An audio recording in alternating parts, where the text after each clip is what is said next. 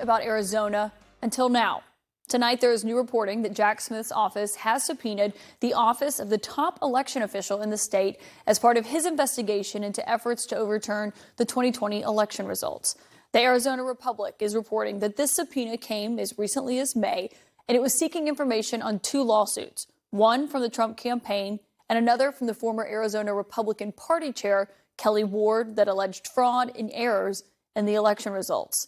This also comes on the heels of reporting that Donald Trump pressured the former Republican governor of Arizona, Doug Ducey, later telling a donor he was surprised that the special counsel, Jack Smith, hadn't called him. My first guest tonight testified before the January 6th committee about a call that he got from Trump pressuring him to do things he couldn't do to overturn the election results when he was Arizona's Republican Speaker of the House. And Rusty Bowers joins me now. Rusty, as you are looking at this and we're learning about this subpoena to the Secretary of State's office, what does it say to you about the state of this investigation? Well, that it keeps going.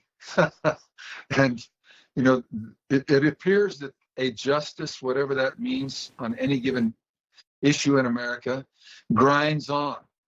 And it's taken a while, but it just seems to keep going. And ultimately, I hope that all concerned have their time before justice. And I don't wish anybody any ill, but justice grinds on.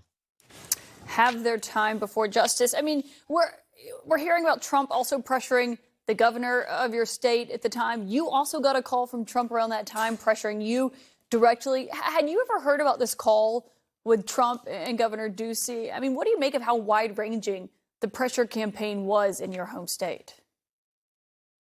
Well, Governor Ducey is not a pushover, and he is very focused on his job. He always was. We saw differently on issues, but he was always very focused on what he wanted to do for Arizona. So he didn't make me aware of it, and nor did he have to. He was supportive of us when we first put out our press release about what had happened to us, the petition from Giuliani and Trump, and that if in the absence of any proof, there was nothing we would do. We would not do anything without proof. And he congratulated me for that letter, but he never mentioned his own call with the president. I remember he did he did take a call one time when Hail to the Chief came on his phone during one of the certifications. So he wasn't a pushover, but I am surprised. It's pleasant to know that he also was getting it. Yeah, you weren't alone in that. He did tell a donor that he was surprised the special counsel, Jack Smith, had not called him. Were you surprised by that? Do you think Jack Smith should talk to Governor Ducey? I don't tell prosecutors what to do.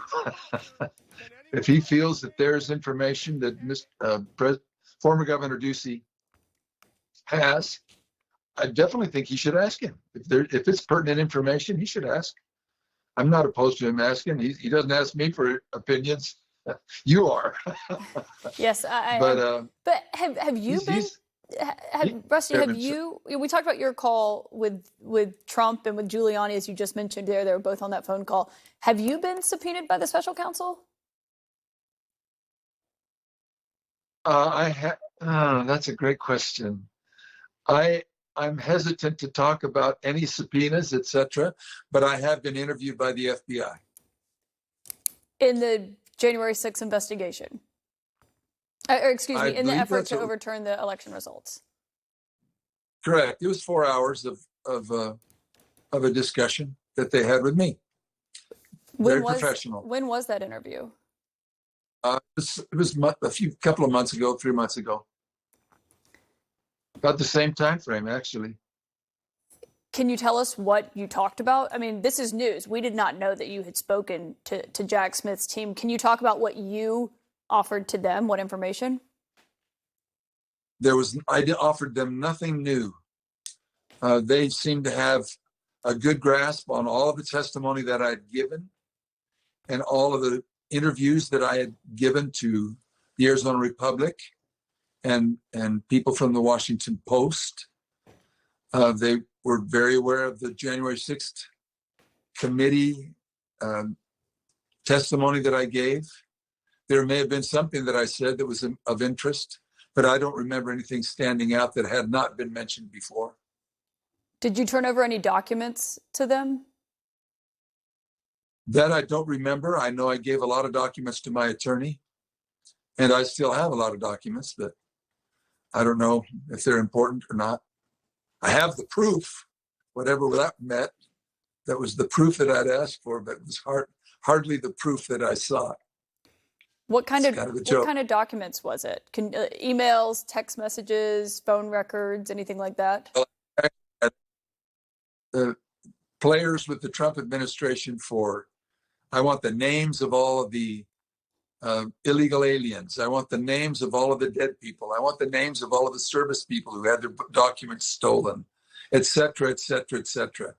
And they said, we've got them. We'll give them to you. I said, that's the proof I need in order to have any semblance of the necessary threshold that you do something this big. Now we're talking now, what, a year and a half ago, and or more, and that never came. But I did finally get what they considered proof, and it was a couple of letters from legal professors. It was a term paper from one of my colleagues on this theory of law. It was several things that were entertaining, and a bunch of tear sheets for ballots, wherein the ballot entries and exits of the ballots in their 200 ballot lots came into the elections officials. There was no names, nothing else, and so I tongue squarely in my cheek, I say it's the proof, and that's all the proof I ever got. I'm assuming they also asked you about that phone call with Trump and Giuliani directly, where you said, they called you after you had left church one day and were basically asking you to do things you said you couldn't do. That's correct. They did. We went over that briefly. We went over the next call. He called me twice. The second time only from Trump. And none of those bore resemblance to what he said I said in that email before the January 6th commission. But I guess he's a free citizen of the empire. He can say what he wants. Given they asked you about Trump, is it clear to you that this investigation is focused directly on the former president, or what sense did you get of the direction of that investigation? I think it's broad because there's a lot of information about attorneys that worked with them, about Mr. Giuliani that made the calls and visited us, and other members of his team, who they were, when the meetings were, what was discussed in those meetings or in that meeting. And so I presume that all of them are involved. How that shakes out as threshold evidence, I don't know. I just dabble with a paintbrush, but we've heard that they were looking at other attorneys. Did they ask you about Sidney Powell, Kenneth Chesebro, any of these other attorneys that we know that had been a focus of Jack Smith, something they've been looking into? Mr. Eastman, John Eastman, was that we mentioned specifically. I don't know if Mr. Epstein is an attorney, but he also had called, and I believe we discussed his phone call to me later, much later. Can you refresh our memory on the call? Because you're talking about Boris Epstein, who is someone who is still often seen with Trump. He was in court with